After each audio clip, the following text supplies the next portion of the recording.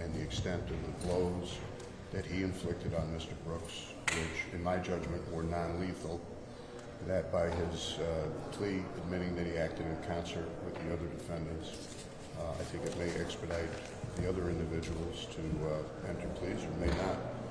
Regardless of that, I reached out to Robert Jr., discussed it with him and his lawyer, and very important to me, but not dispositive, he thought it was a fair disposition, and that's important to me.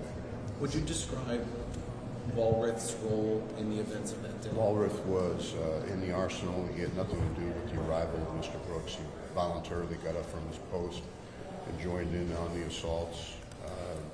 Sadly, just emblematic of a system and a problem that is persistent at that institution and perhaps others as well. There were 3 assaults. None of them were provoked by anything that Robert did, and the most serious, obviously, was the final assault in the emergency room. Did he take part in that last assault, Mr. Walrath? He did. He punched him. I don't know the exact number, but it was less than 10 times. But they were physical punches to his torso and to his groin area. In my judgment, the serious damage was done to Mr. Brooks in the emergency room, about his head and about his neck and his groin.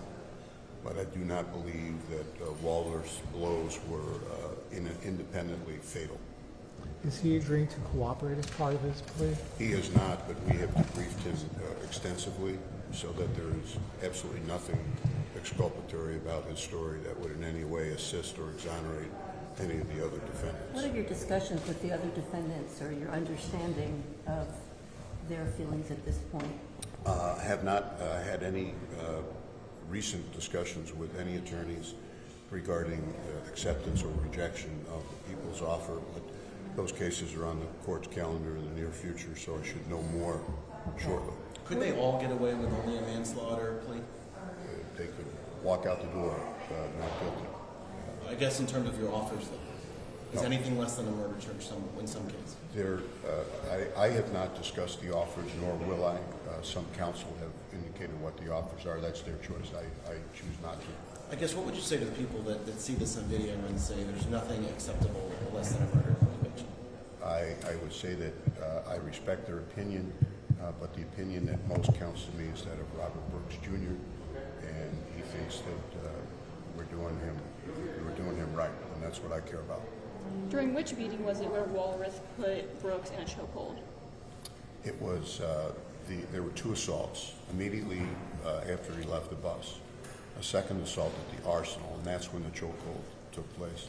Then the third and final assault is the only assault that you have seen that's on the captured videotape. But Mr. Walrath took part in the second and third, or which? He took part in all 3. All 3. Thank you. What was the idea? I asked him a moment ago if he was sorry, and he didn't comment. Are you seeing any remorse from him? You know, in terms of remorse, I know a lot of prosecutors talk about that. The defendant showed no remorse. This individual has been a corrections officer for over a decade. He is about to become an incarcerated individual for 15 years. And if he doesn't have remorse, then there's something seriously disconnected in his thinking. Somebody over here had a question. So, is he going to be separated once he is in prison? That's completely up to the Department of Corrections.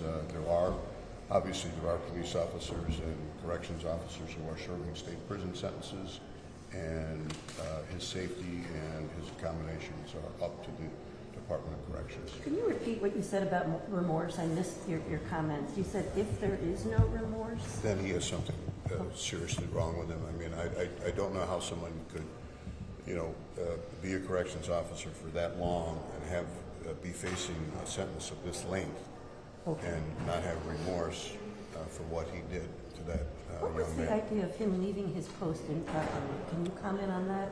There was absolutely no reason for him to have participated in the transport of Mr. Brooks, other than to get up and join in the assault on him. What is the arsenal? Is that like a command post? That's an area where the weapons of the facility are stored in a secure and safe location. So he had nothing to do with Mr. Brooks' transport, Nothing. anything? Nothing. He volunteered, the counts accuse him, among other things, of leaving his post for no particular reason. Yeah, that's not integral to the manslaughter charge, but that is a fact of what he did. He was admitting to, thank you. Yes. He was scheduled in court, I think, a week or two from now. He was here last week. They gave him a 2-week extension. How did it come about that he was ready to show up today? You know, I don't talk about plea negotiations. That was an agreement reached between the special prosecutor's office and his attorney.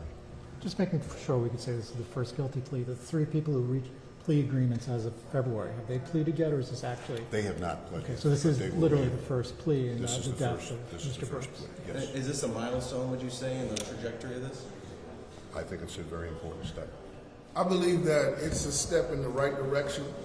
We have been down this road before when police officers, correction officers in New York State have gotten away and have got a slap on the wrist.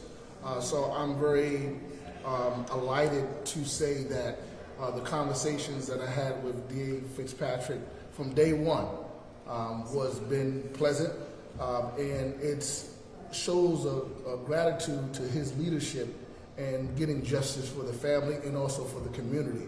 So this is great to hear that someone is actually going to go to jail for a crime that they committed.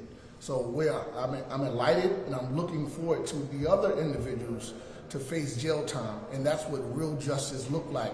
That's when you can be able to believe in the criminal justice system again when you see something of this magnitude of an individual that will go to jail. On August 4th, it will be a national holiday in New York State because a correction officer that did a crime that put an individual by the name of Robert Brooks on the chokehold will go to jail for what he did. Is there still no real answer as to why they decided to beat him?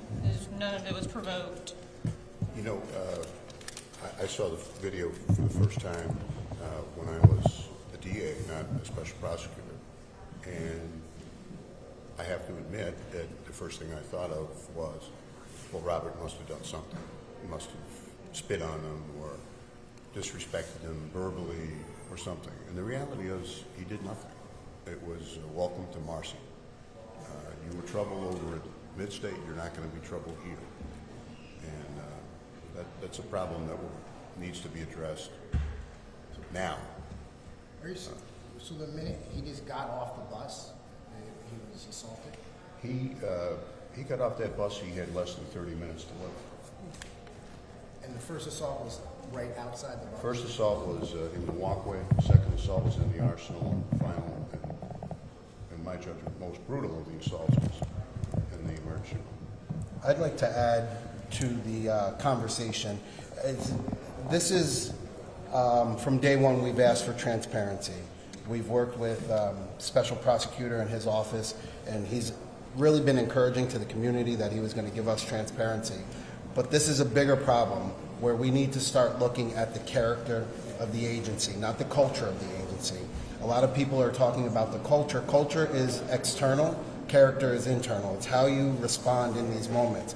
And what we've learned today, and we continue to learn, is that the character of the agency and those who participated in this murder and other murders are emblematic of maybe higher leadership, and we need to take a look at how we do prisons in New York State.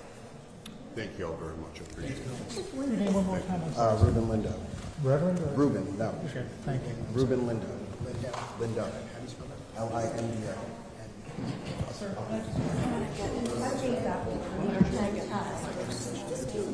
No organization, just community. No, that's So there's no way. Thank you very much.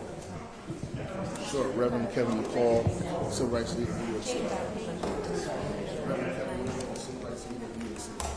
Yes, MCCAL.